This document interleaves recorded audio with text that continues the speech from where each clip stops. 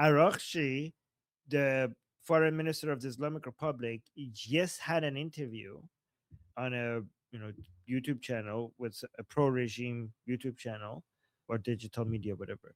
And the things that he revealed in that interview are going viral everywhere. It's crazy.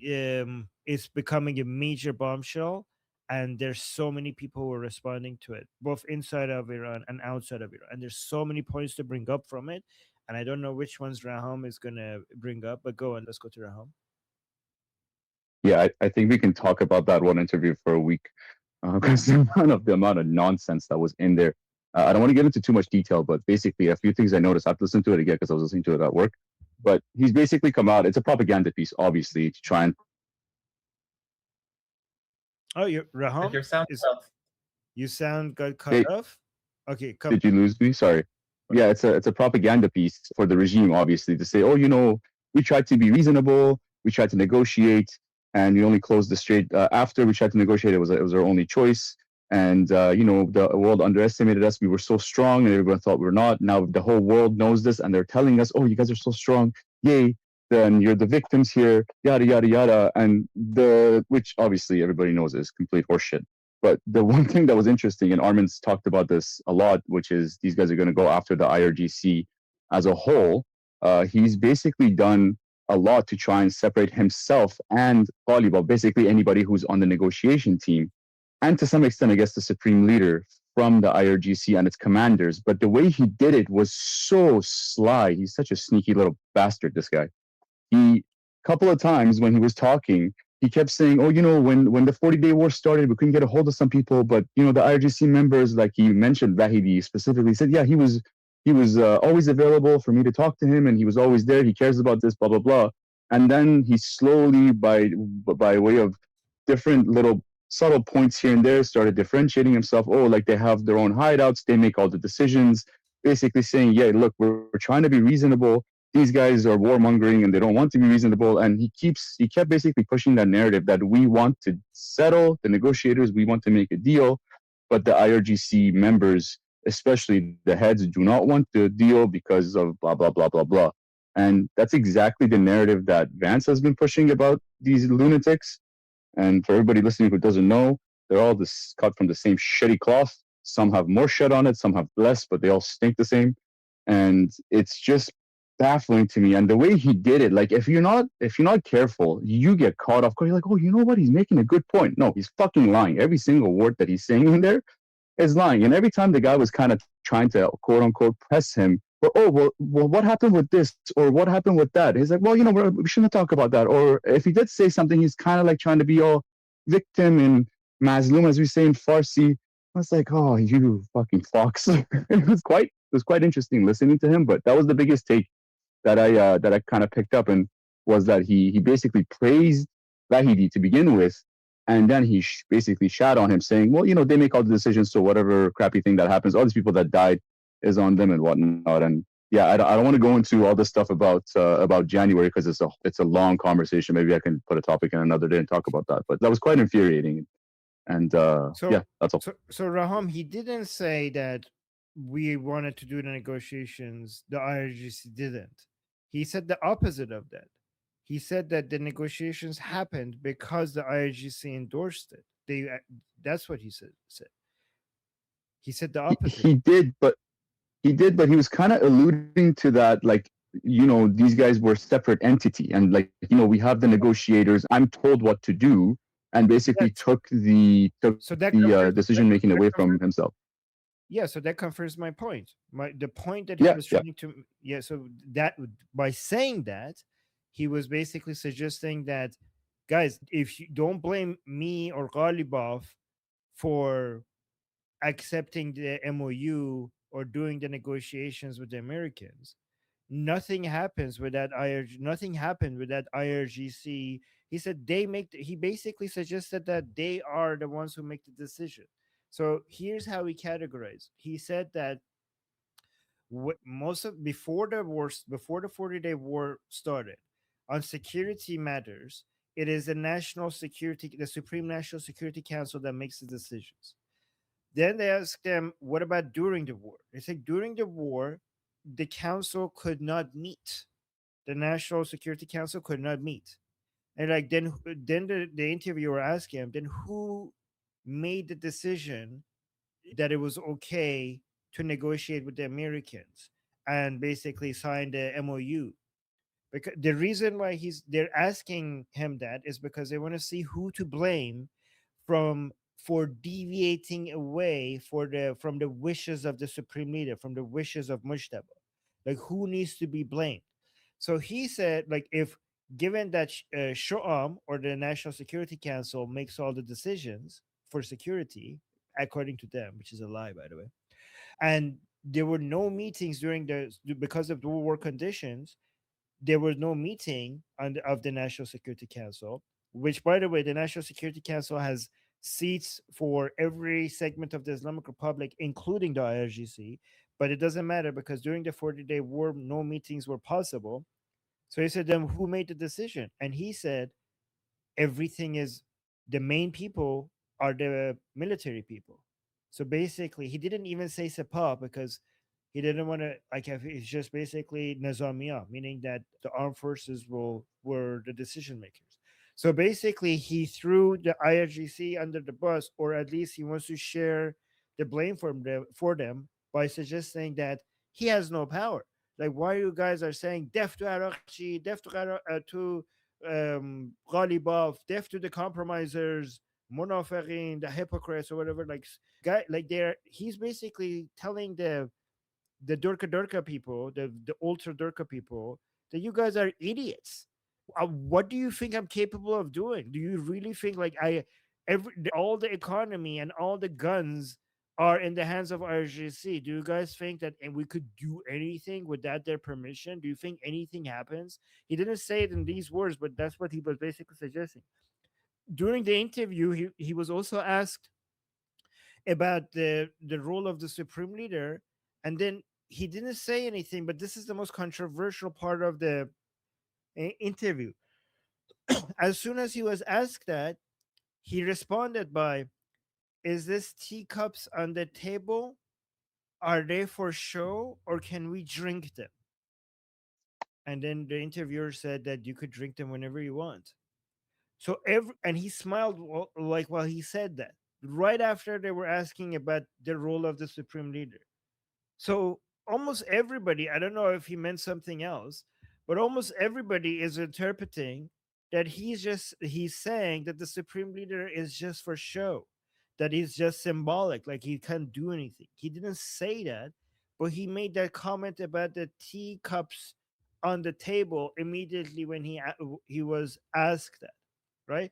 Another important point that he mentioned was that there are spies. We know this, everybody knows this, but this is the first time an official within the Islamic Republic is confirming this at that level. He's saying that there are, like, we have already been saying this forever, but this is the first official admission by the Islamic Republic.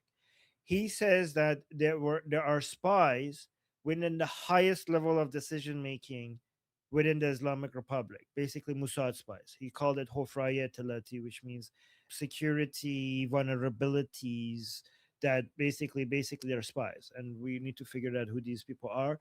We were playing. Raham, your mic is up. We were playing this on the Persian channel, and we were joking around, and we were saying, what are the chances that both him and the interviewer are both Mossad? And they're basically talking to each other about the Mossad agents being within the Islamic Republic, but both of them are Mossad themselves. And then we were also wondering if they're both Mossad, would they know that the other one is Mossad? Maybe they wouldn't know that both of them are Mossad. So that's it. But the part that is not getting a lot of attention outside of Iran, but is the most infuriating part of the interview, is that there was an admission and followed by an excuse. So they started talking about the early January uprising, right? And I'm not going to go into that much detail, but the main thing is that they admitted that they were losing, that they were like they mentioned, for example, they admitted that Mashhad completely failed. The entire city fell. And it's interesting, you know how he said it, the interviewer said Trump was telling the truth. The interviewer said Trump was telling the truth.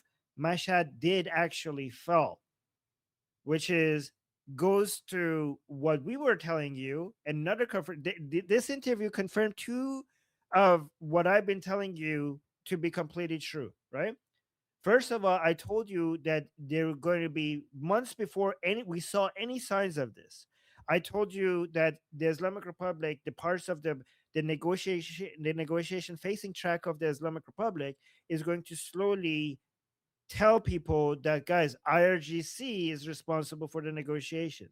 And this is exactly what's happening. It started on the social media level of the pro regime people, and now it's creeping up all the way to an official of the Islamic Republic, which is interesting. The how fast this ended up happening. But when it comes to the admission that they're losing, okay, yeah. So another thing that we said is that the pro regime people, they look at Trump for information. The narrative months ago, I told you that the people who are supporters of the regime, they don't trust the regime anymore giving them the news. So they look at what Trump says. They used to have Ali Khamenei, so they didn't trust their own state TV. They didn't trust their own officials from the Islamic Republic. The only person that they trusted was Ali Khamenei. So every time he would come out and give a speech, a sermon, they were like, okay, now we know what's true.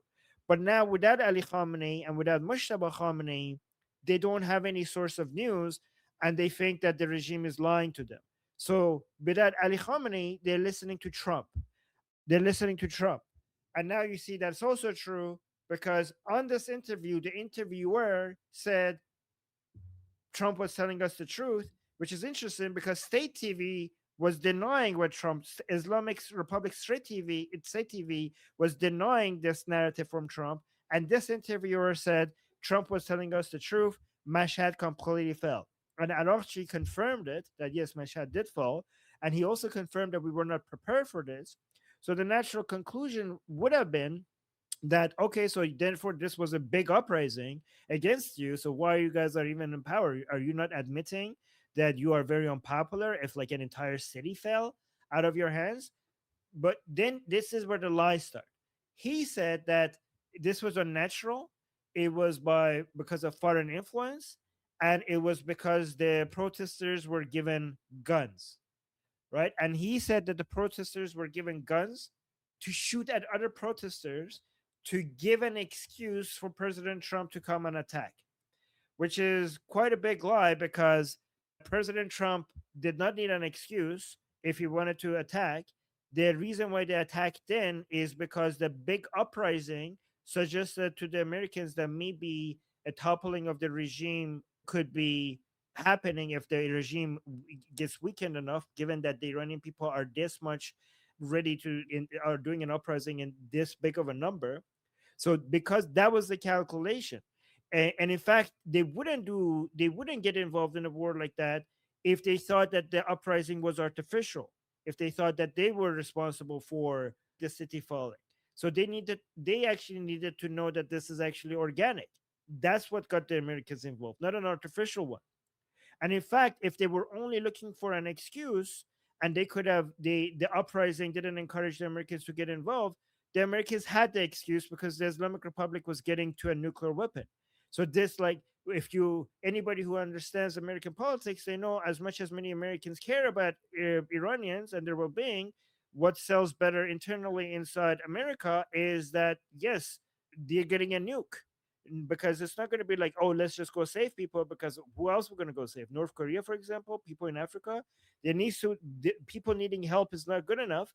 The threat, the nuke stuff is what will sell, what basically sells better in America, right? I'm not saying Americans don't care, but that's what that needs to be. That's the main excuse that you need. That's the major justification that you need. And Americans had that. The reason why they attacked then was because the uprising showed that this might actually go all the way to a regime change if they do it now.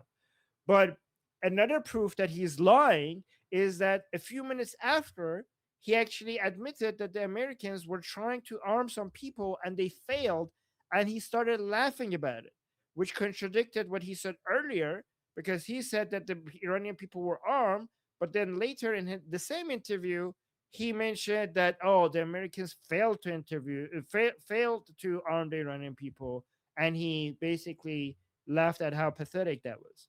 So yeah, that was a contradiction. Anyways, I went on for too long. No, no, I think you went on for not long enough. Okay, I don't see any twos on this topic. So I think we're gonna go into super chats in the next. Oh, Ryan wants to say something. Yeah. Yeah, great summary. And he also mentioned that Princess of Pahlavi had made a deal with Israel and that they were going to split the country up. That's why they gave weapons to the Kurds, and it was Turkey who stepped in and stopped them from importing it into the state. So that's the lie that you're talking about. And I was talking about earlier. You're absolutely right about that. Just see after the war started on the MOU. I was talking more about before the war started. He was saying like we were trying to be peaceful and trying to find resolutions and this and that. So yeah, it was just such a blatant lie that you just listen to what the fuck this guy is saying, and he's higher up, and he was also basically saying I'm just a servant. I don't make any decisions, and the overall feeling I got was that he was just separating himself from the IRGC quite heavily and trying to be like, oh look, these guys fucked up. I was just trying to do what I was told. I'm just a good servant, which is ridiculous. So He also tried to separate himself from IRGC by saying that they don't let him in the tunnels. So there are these tunnels that they have built for, as a shelter against bombings. And the interviewer asked him, "Do you go into these tunnels?" And he actually said, "They don't let me in them.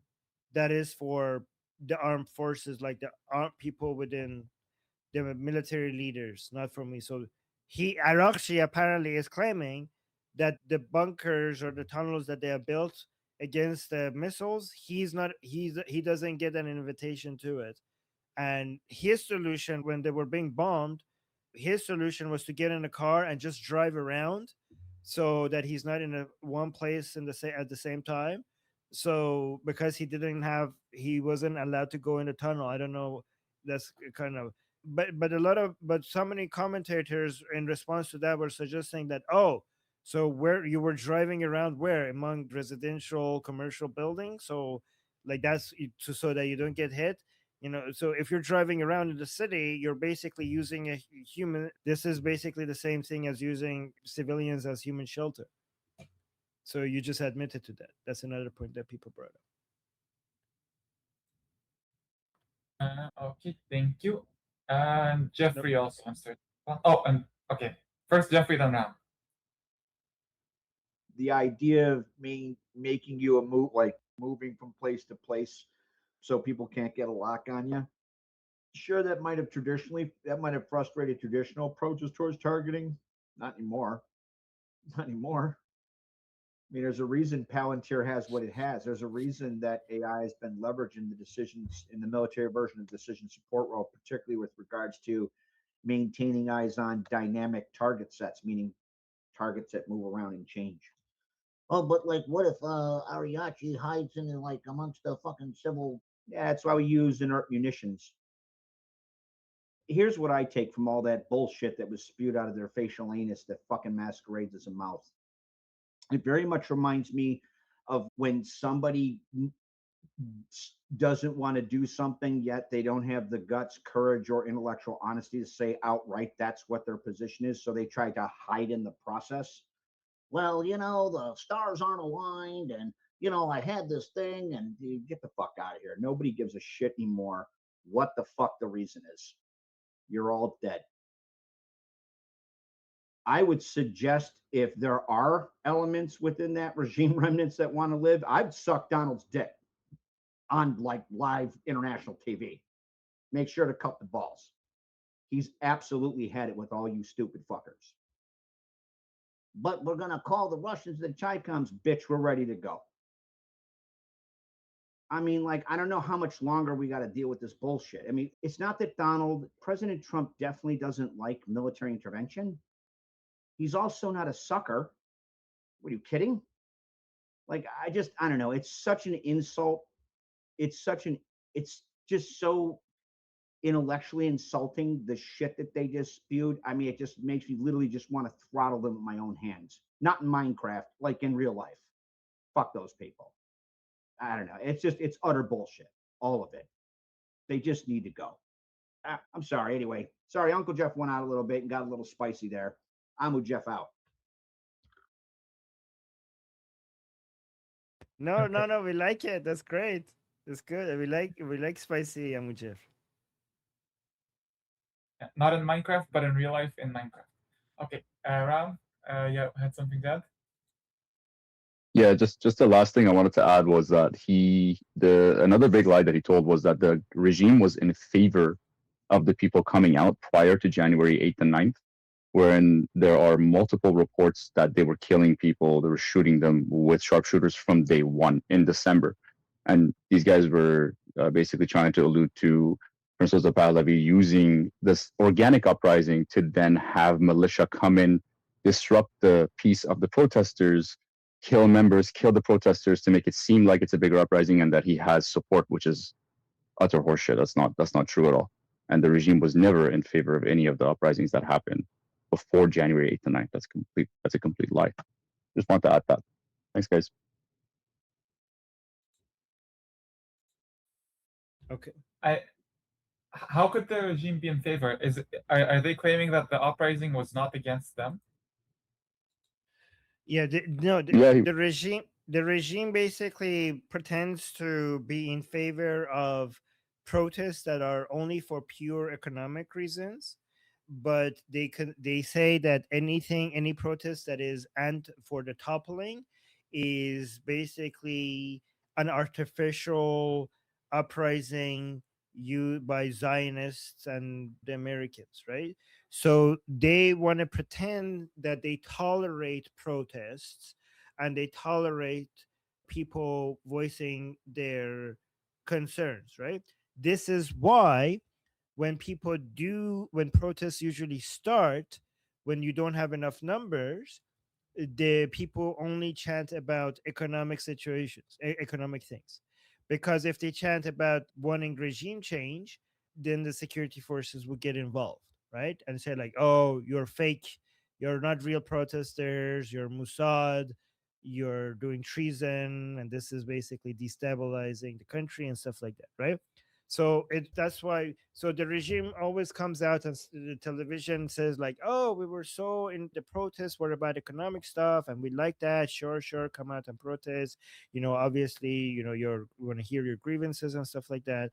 But then the Jews got involved, and then everything turned. But that's what they say, that they basically Mossad gets involved, like foreign actors get involved, and they derail their protest into something that it was not originally meant to be. That's their narrative. But what actually happens is that when the protest gains momentum and grows, then the protesters look at around and say like, okay, there's so many people here, the chances of something happening to me. So they find safety in numbers, and they become a lot more daring with their chants. And then the nature of this happens every time. As soon as it grows, then the nature of the chants change towards toppling the regime and also the return of Pahlavi.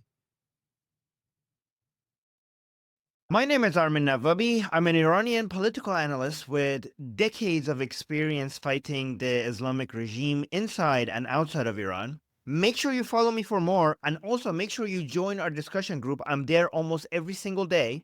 Come talk to me there and the rest of the people there in our group calls. It's a great place to meet and talk to people who like talking about politics.